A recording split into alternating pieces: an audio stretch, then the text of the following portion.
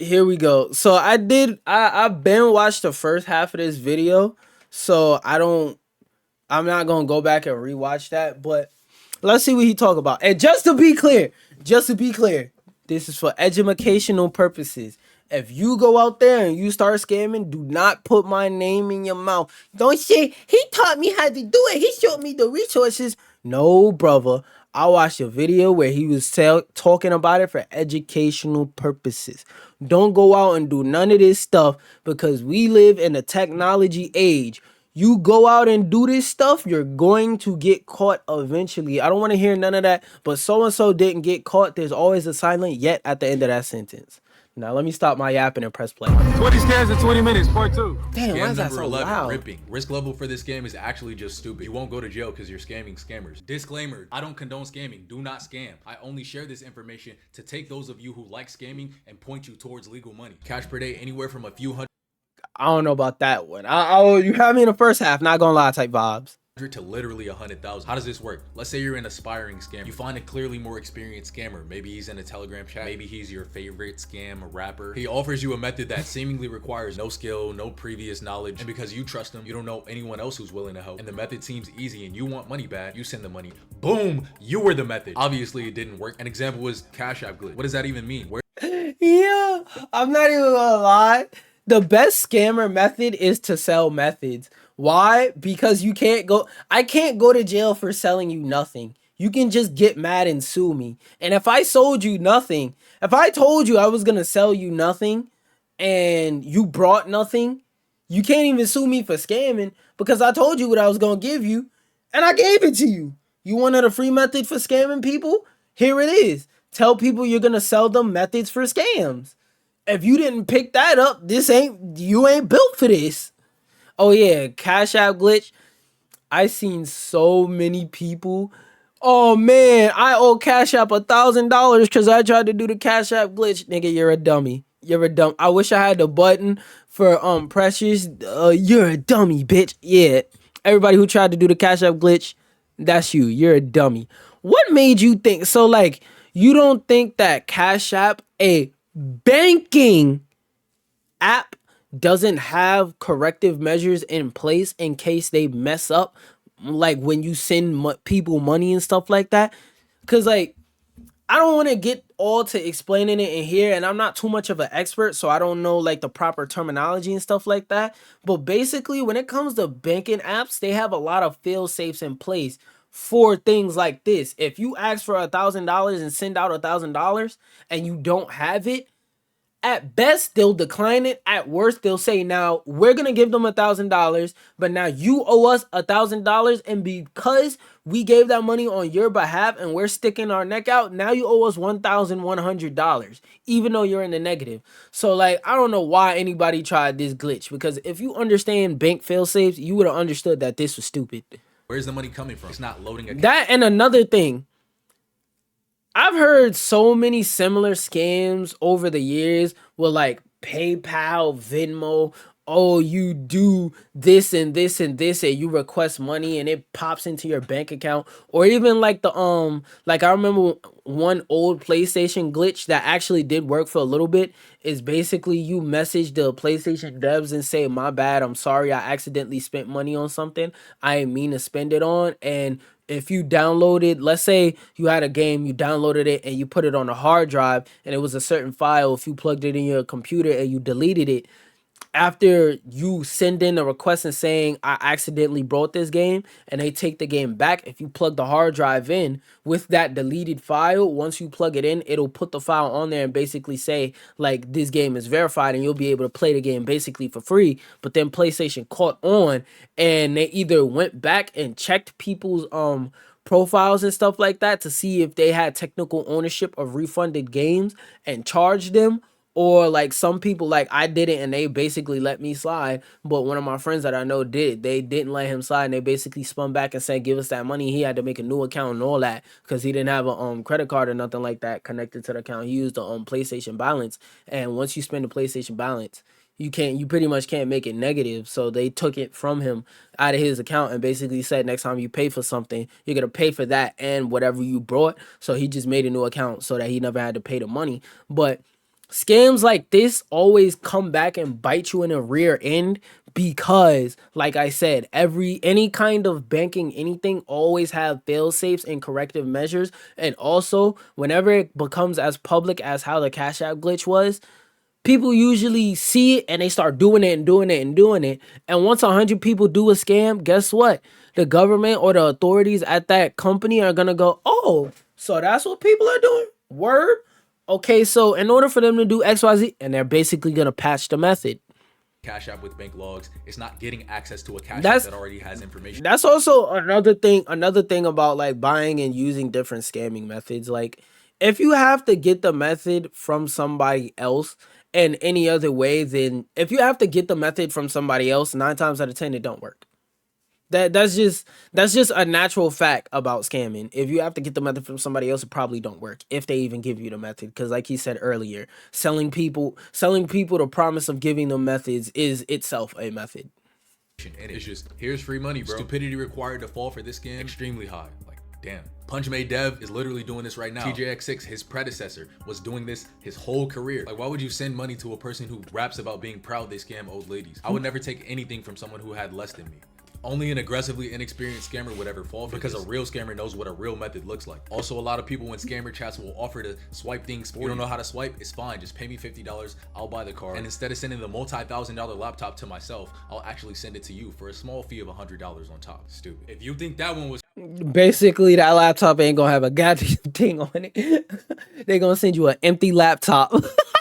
crazy, wait for scam 13. Scam number 12, dumps. Risk of jail is very high. Cash per day on this starts at 1,000, goes up to 50 to 60. And one thing I also want to say about his meter that should you should understand about why like scamming is stupid is because like the stupid scams usually are scams that either are going to give you no money or you're like are usually the scams that are either going to give you no money or be so counterproductive you might as well just go get a goddamn job like a normal person. And then the high risk scams, the medium stupid and extremely stupid scams is just like, yeah, you're going to make big money, but then you're going to get locked up and they're going to be like, hey, give us that back times 2 plus interest plus bank processing fees. Like it turns into one of those things of where eventually you get to why even do it type levels of stupidity.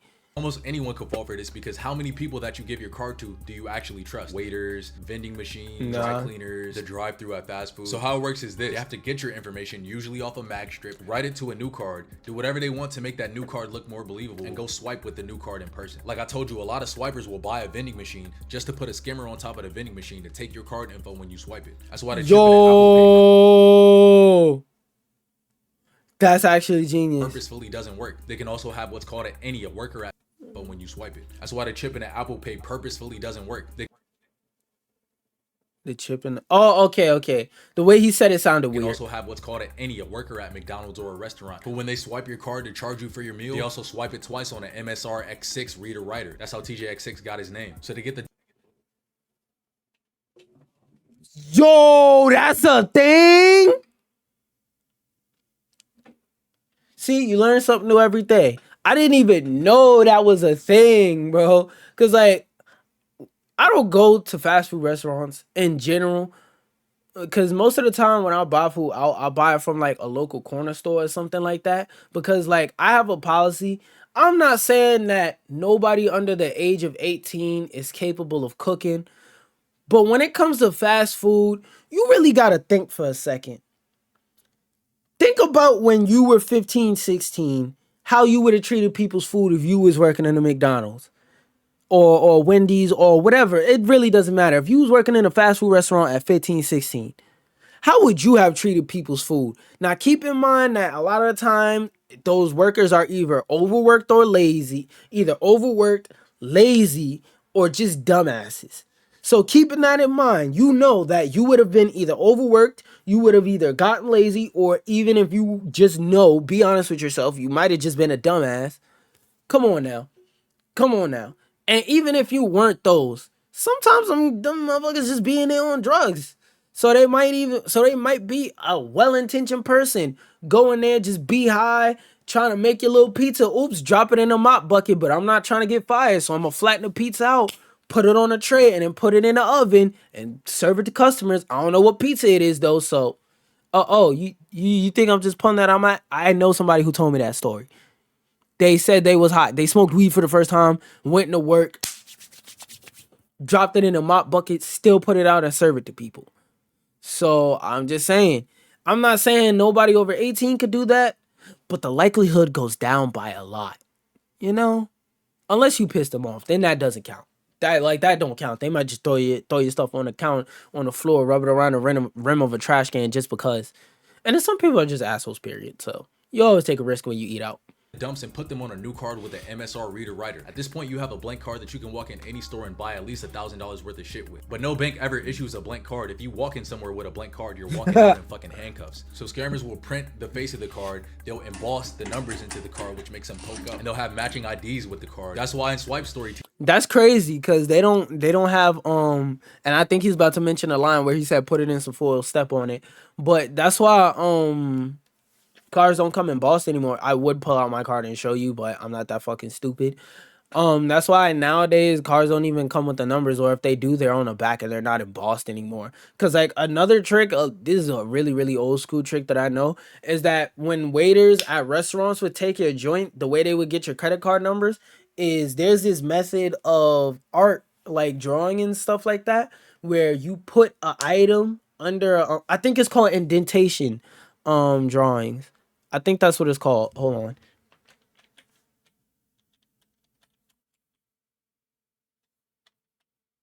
Yeah, that's what it was called. Indentation drawing. So let me see if I can find a quick video of it. Quick video, quick video. Um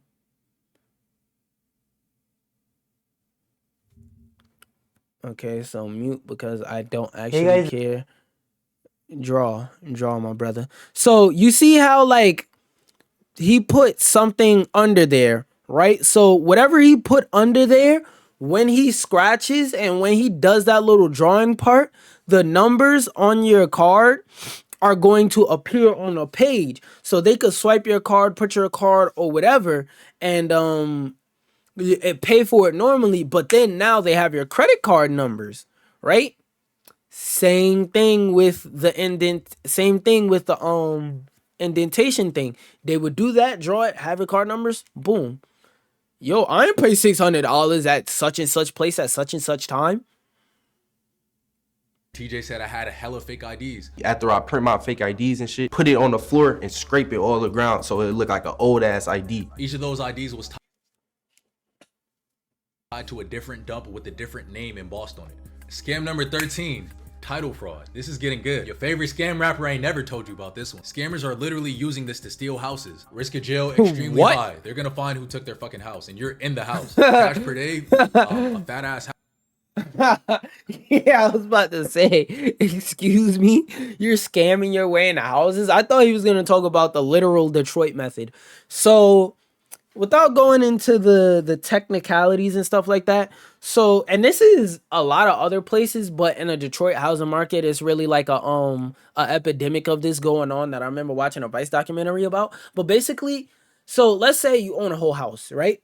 And you don't pay taxes on that house, or let's say that your payment for the taxes on that house are late. Somebody can just swoop in and pay the taxes for that house, and now until you either pay it back or talk to them, you now the house is in their name. So let's say that person A, let's just say Arnie. Let's say Arnie lives in a house and he hasn't paid his taxes and he owes like $1,500 in back taxes. If I come and pay that $1,500 in back taxes, I know as far as their housing market, I now own that house. Now what they'll usually do is they'll pay it, and like in that housing market, the scummy thing that people was doing was they'd either pay it to basically get the house for cheap and kick the people who are in the house out, because like if you're like on back taxes and all that, obviously you can't pay rent and stuff like that. Or what they'll do is they'll give the people in the house a chance and charge them rent, like escalated rent or controlled rent or stuff like that, so that they could just make money off of them that way. or charge them like a low rent and just pay the land tax and stuff. Like it's a whole bunch of more nuance to it, but you get the basic idea. They basically pay a steal, and like when I heard this idea, like I'm thinking back taxes 10,000 five. No, we talking about $500. I remember like I was watching it and they was like, yo, most of the houses I got this week, and it was something like 10 houses. He was like, most of them I paid under $500 to basically get a whole house. He was like, compared to how much you pay if you were like doing real estate or flipping houses, he was like, I could basically get a free house and kick out the tenants. Like I could basically pay for a house with tenants and either have them rent or just kick them out the crib completely, and the law can't do nothing about it. So like I thought he was gonna talk about that, but nah, this is even more dumb. House, a mansion if you want. People do this when they know the owners of big ass mansions are on vacation and they don't have security systems. Imagine you walk up to your house one day after a long hard day of work, you just want to get some rest, but you see all your possessions laid on your porch and your lawn. You go up to the door to try and figure out what's going on. You place in your key, it doesn't work anymore. You were a victim of title fraud. See, the ownership of homes is tracked in a very outdated system. It's essentially like writing your name on a board with dry erase marker. Anyone can come wipe it off and write whatever they want. They do this at what's called the county clerk's office. Usually what happens when someone sells When they in the Vice documentary and the other stuff I watched about this, that was part of it too. They said like, and this is not even exclusive to this, but like when it comes to, I don't know about other countries, but I know in America, I don't care what you're doing. Their system for tracking and doing anything online is bro, government websites are some of the worst websites you can ever use. Like, if you're a web designer and you want to see what a bad website looks like, it really literally doesn't matter. Just pick literally any government website and go to it. That's exactly what a website shouldn't look like, because they're usually designed with ass backwards philosophies and don't work and have a bunch of dead links. Home, you give me the money, and we do all of this through an escrow company and a title company that handle all this shit for us. But basically the escrow company is just a glorified money holder, and the title company is just a nigga who knows where the whiteboard is. But anybody could walk up to that whiteboard, erase the name, and write whatever they want on there. And that's a crazy thing. A lot of these methods is basically stuff like that. Like I promise you, I'm not a scammer because I understand how easy it is to get caught. But bro, a lot of these scams are just, oh yeah, that's right there. Just go walk over there and, like he said, metaphorically walk over there and wipe their name off the board and replace it with yours. Like a lot of scamming stuff like that actually works is usually this simple. It really is. So you can have someone else's house transferred into your name. Nobody ever checks the whiteboard. Most people don't even know it exists. They just say, oh, the guy in the suit's gonna handle that. Smart. So you go there, you update the county record, and you walk up to someone else's house and tell the locksmith, hey, this is my house. Here's proof it's my house. Change the locks. I'm not making this shit up. This dude, and this dude literally did it. And almost anyone Not gonna pause and read that. Nobody knows about the title system and how it works. Pay attention. Scam 14, SIM swapping. This is the first real. Oh my God. SIM swapping is a bitch, bro. Somebody almost did it to me, but you know, I'm goated. So, yo, why is it? Everything in my computer just started unplugging. But yo, you ain't never gonna get me with this one, cause I don't like that, buddy boy. You gonna have to come harder than that. I remember somebody hacked my Twitter because I didn't use it in a certain amount of time, and basically, old policy that Twitter used to have was that if you didn't use your account for a certain amount of time, it would be easier to recover your password due to elongated what's the term? Basically, like I said, if I use the account in a long time, it becomes easier to recover the password, which was the dumbest system ever, because stuff like what happened to me happened and somebody deadass hacked into my account and renamed it Crypto Beast type shit. Scam I've talked about so far. Risk of jail, actually just medium stupid. Most people who do it don't get caught, and the ones who do are really stupid and flashy about it. Cash per day, 50K on the low end, up to a few hundred on. Which, if you pay attention to what he's saying, he's not encouraging you to do this, but he's saying if you do this, it's very easy to get caught, and it becomes even more significantly easy to get caught if you open your mouth. Moral of the story, Don't flex your possessions because there's somebody out there who wants to take them, whether it's because it shouldn't be yours or because they believe it shouldn't be yours, aka they want to steal it. On the high end, yes, a few $100,000 a day. Look how these niggas were living. Dumping $1,500 bottles of champagne over $50,000. But if you get caught and you're over 18, prepare to do 20 years. All that other shit, you could teach a fucking monkey to do it. But this requires a lot of mental finesse and skill. If you apply said finesse to legal endeavors, you'll make it far in life. How does one get SIM swapped? So let's say you have 200,000 in Bitcoin in a crypto wallet. You bought a certain NFT coin before it got really big, and now it's Yo, it's good, Adrian. Congratulations, fucker. You have your account set up with two-factor authentication. Yeah, it was good, Adrian. Right now we on our scam season stuff. We learning how to get them racks. Actually, this whole time I haven't had my money with into your account. They have to send you a text message first before they let that person into your account, whether it's you or not. This is also why just like information for any of y'all who have social media accounts, turn on two-factor authentication, but never use your phone number to set up two-factor authentication because of this right here. This is the exact reason why you should never use your phone number to set up two-factor authentication. Now, he's going to explain it. Let me run it back a little bit. So he's going to explain why, but the short version is anybody could just straight up steal your phone number and steal your phone number or have every text that comes to your phone get rerouted to their phone. Authentication. This means when someone is trying to log into your account, they have to send you a text message first before they let that person into your account, whether it's you or not. But the fucking text system is super stupid and super easy to fool and manipulate. To this day, they made it a little better, but it's still like really easy to SIM swap. That's why I look at people stupid when they see me in a Porsche and think I'm a scammer. Motherfucker, my ass would touch nothing but the finest Rolls Royce leather seats. I'd have 10 Cullinans if I was...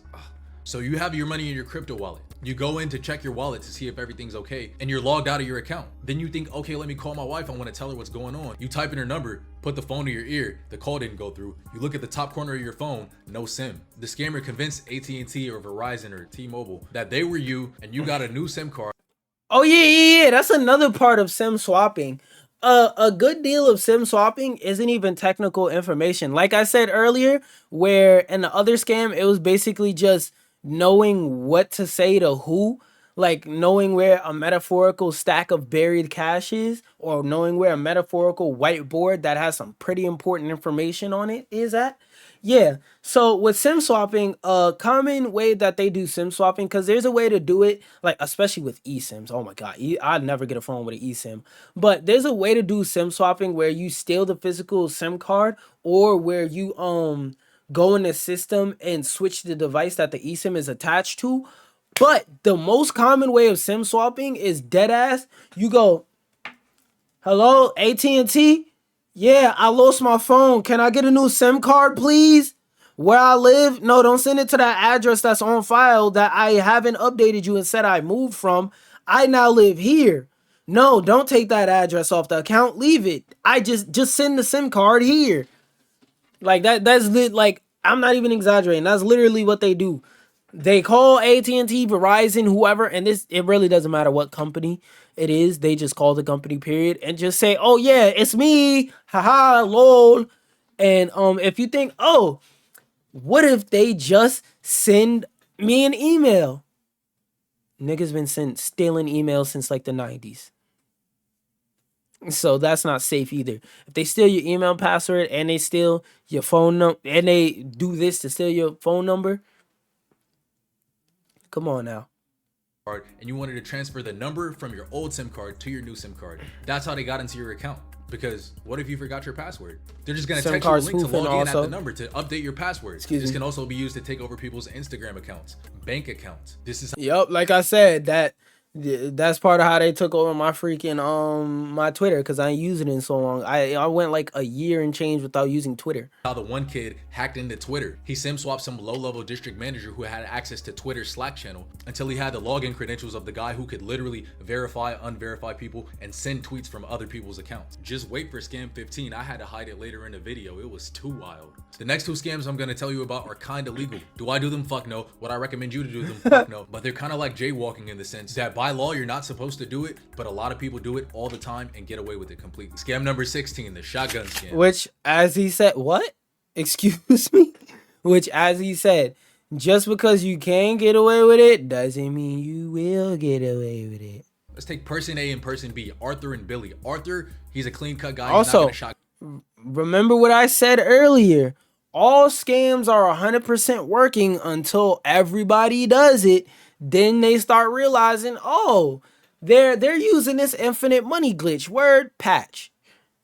Gun method. He goes and buys a house or goes and buys a car. They pull his credit to qualify him for the loan on the house or car. If Arthur tried to buy another house or car within a week, they'd say, hey, you just got a loan on a house or car. We're not approving that. Billy, on the other hand, is a bit more devious. He knows that Arthur can't buy another house or car in a week because his credit report updated. So Billy is going to apply for 5 cars in one day at 5 different dealerships. Billy knows a mortgage lady inside a mortgage loan office, and he's gonna have her give him 5 different mortgages from 5 different banks. Now this nigga got cribs out the asshole. I don't know why you would want that many cribs, but hey, doing it with houses is definitely illegal, I'm pretty sure. Renting. Doing it with cars is something that a lot of Turo fleet operators are known to do. And as long as you pay the money back, the banks don't really care. Even Matthew Cox, the person I learned this method from, was talking about how a bank found out what he did, called him and said, we're gonna report you to the FBI. He said, hold on, I could pay you. They were like, all right, it's good then. Scam 17, CPNs. Yeah. A lot of these bank scams, that's usually what it sums up to. But again, like he said, don't try it, because that's not going to end good for you, buddy. With CPNs, you go through a long ass process of creating another social security number that's completely separate from your credit profile. If your credit profile has records that you were a felon, you can get a job now under your CPN. If you owe hella debt and have a super low credit score on your personal credit, your CPN is fresh and brand new. It's like a credit extra life. A lot of rich people and celebrities were known to use these so that people wouldn't be able to have access to their real social security number. Imagine if you were just a nigga at a car dealership and you had John F. Kennedy's social security number now. You could do a lot of damage. There's a whole long ass process involved in creating them. I explain in the credit code on rjack.net for strictly educational purposes, because believe it or not, a lot of the steps that you need for a CPN, you also need for great personal credit. But if you ever got cancer and said, hey, fuck it, I want 5 Bentleys, that CPN sauce gonna do it for you. You ain't gonna be here to do the time anyway, fuck nigga. Don't do it though, just don't. Wake up. Now these next 3 scams I'm gonna tell you about are mostly legal. There's no laws against them. So it's not even like jaywalking. This is like walking on a sidewalk, but they're morally wrong. So it's like walking on the sidewalk, stepping on top of homeless people. The thing all 3 of these scams have in common though, is they're designed to completely take control of someone's mind and use emotional manipulation to such a high extent that they make seemingly normal people take insanely stupid actions and send everything. Oh, that's like that. That makes me think of that, I forgot what their name was, but basically it was this story on Twitter. I don't even know if it was real or not, but it was funny, so I'm gonna say it.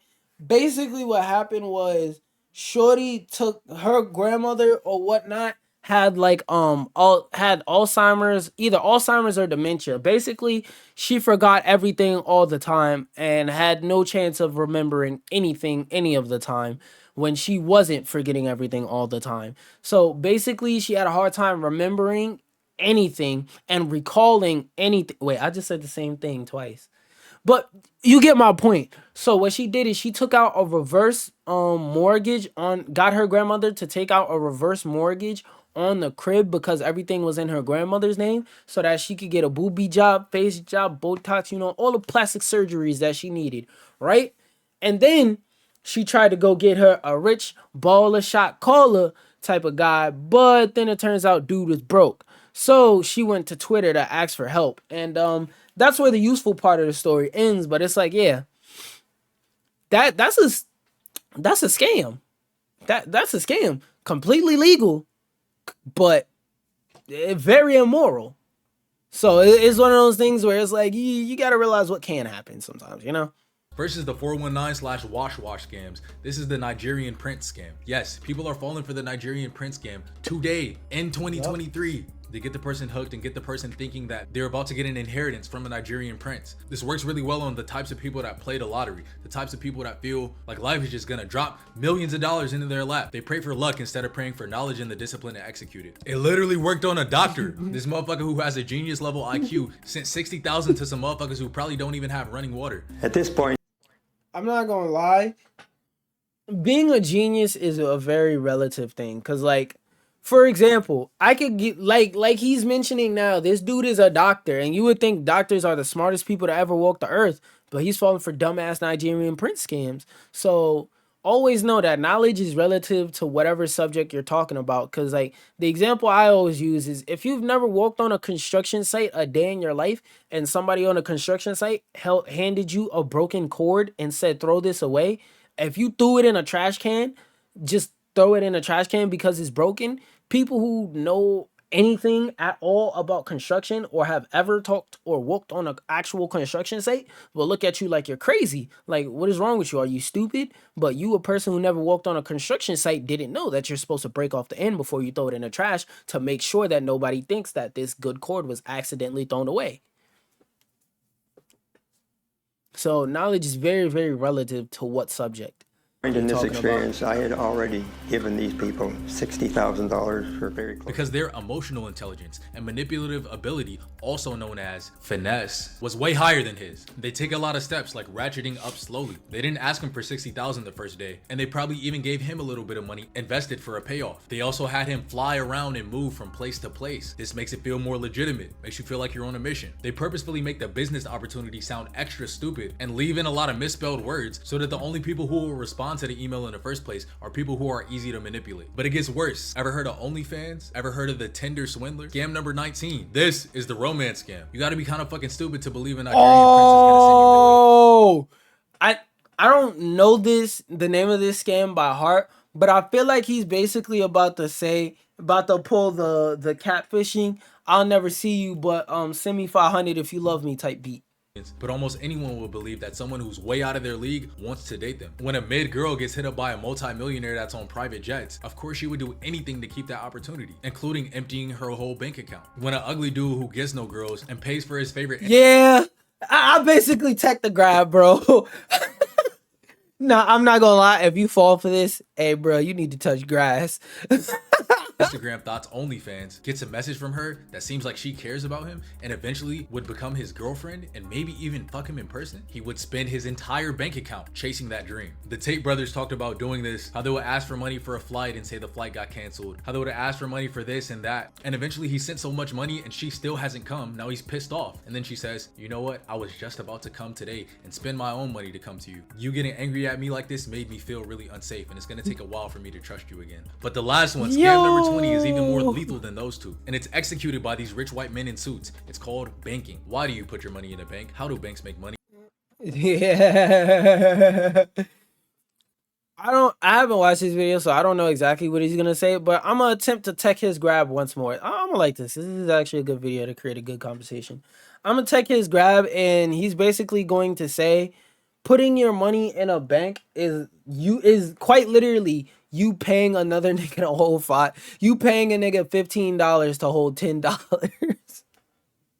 Nobody knows. But at the same time, you have to put your money somewhere else that isn't in your pocket, because if you have all your money in your pocket, you're either going to spend it or you're just going to keep it until the value drops to damn near zero and becomes worthless. So banking, let me actually let him talk before I talk about what he's saying. The long story short of it is that the money that you believe is real and work hard for, banks print it. When banks lose all their money, when banks like First Republic lose billions, the government just gives them more money. That's why they make it so hard to buy crypto, because if people stop using banks, they'd lose all their power. If you want to actually understand what I just said, go watch the Money Changers documentary. That's actually a amazing point, and that's always why, like, anytime anybody talks to me about crypto, I like always try to figure out like like Pete, because I know people that are into like different types of stocks and investing and stuff like that, and crypto investing. And one thing I always ask is okay,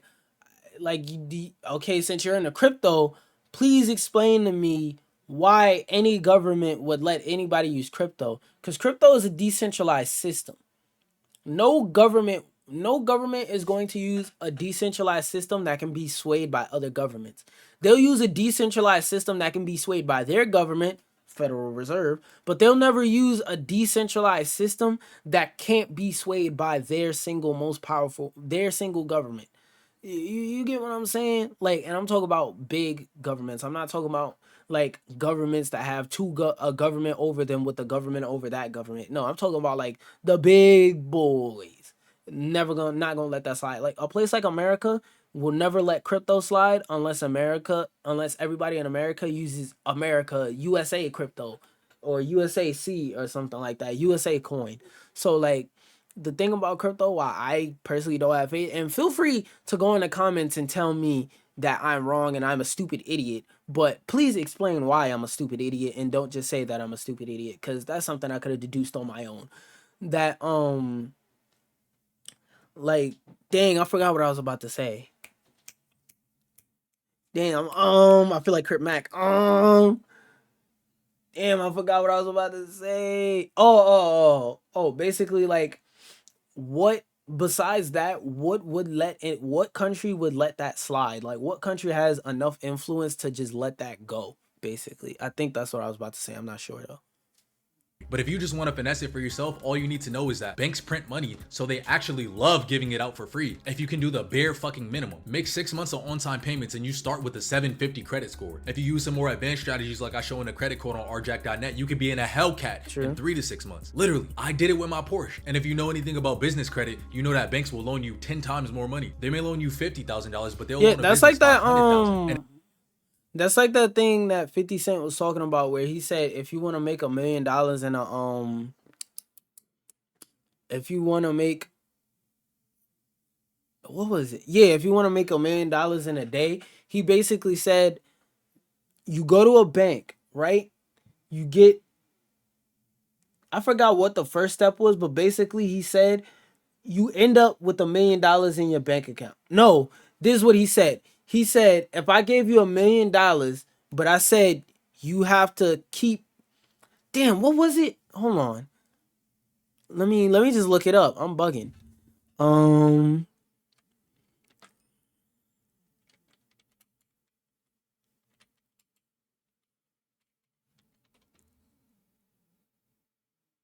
million.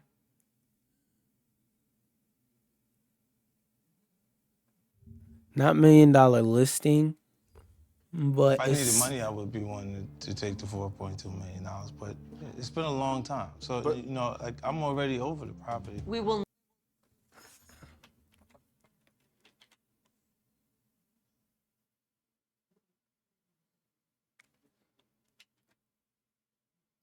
and the reason why I'm going so hard trying to look this up is because it like is really a yeah, if I gave you $1 million, here you go. Easiest way to double $1 million Let's say I in a gave you month. $1 million, but then I There we told go. you in order to keep it, you had a month to turn it into $2 million. Otherwise, I'm taking it back. What would be your strategy to double your money? Would you try to start a business and hope it grew quickly? Would you give it to an investor and hope they weren't the next Bernie Madoff? Would you buy 10 kilos of coke and try and flip it that way? I hope not, because none of those represent the easiest path to that $2 million. All you have to do is put that money in your bank account, then walk over to your local branch. In this situation, I even give you permission to dress casually. When you get there, ask your branch manager to open your account. Their eyes are going to get wide when they see all those zeros on the screen. They're going to become super friendly, very eager to help you in any way they possibly can. You just stay poised and confident. After they ask you what they can do for you, calmly say, "I'd like a loan for $1 million, please." It might seem like an insane thing to ask for, but they're actually going to give you that $1 million so fast you might get whiplash. Fill out a few forms, make some small talk, and in an hour or two, everything will be official. And just like that, bam, you've done it. Let's say I gave you, Because it's a very weird system, but banks just love like he said, and like oh boy, R Jack said over here, banks print, well, not necessarily banks, but for sake of understanding, banks print a lot of money, so they just look for reasons to give it out. Because nigga, if I print one of the most powerful dollars on the face of the earth, and I say one of the most because it can always sway, one of the most powerful dollars on the earth, the fuck I'ma hold it for when I can make more of these powerful dollars by giving it to niggas for free and telling them that it's free, and then charging them out the ass when they don't pay me back. Like, And if the business happens to fail, I'm not saying do this. I'm not saying run off and just say, oh, the business failed. Try and invest that 100,000 and flip it into 2. But if you wanted to run off, you could and just take the 100,000. And that was just the business that failed. You're completely fine. What I'm saying is you don't have to scam. Just play this fucking financial system like they do. And you can use code IREAD on rjack.net to get the Art of the Lowball course. yeah, shut the fuck up. We don't want to hear about your scamming ass course. Because like anybody who falls for this is a dickhead, because he started off the video telling you that like like one of the number one scamming methods is to sell methods, and what he's doing right here is he's literally selling you niggas methods. So I don't know if this is valid. This is something I wouldn't pay for unless I had another guaranteed way to profit off of it. For example, I would do one of those if I was doing one of those videos. I paid for R Jack, whatever the fuck this course is called, R Jack's course, so you don't have to. If I was doing a video like that and I had a sizable audience, or I knew a way to tap into a sizable audience that would want to watch a video like that or something of that nature, I wouldn't buy this course, bro, because you ain't make, because he's teaching you how to scam, and he's telling you while scamming, hey, don't buy nothing from a scammer because they're a fucking scammer. You're going to spend that money and they're going to have a way to make sure you can't get it back. So like, all I gotta say is be careful, bro. But yeah, this is a good ass video, and if you made it to the end, clap it up. Also, make sure you like and subscribe. With that being said, peace out, y'all. Don't forget to eat the booty like a bunny. Okay, bye. Have a wonderful time.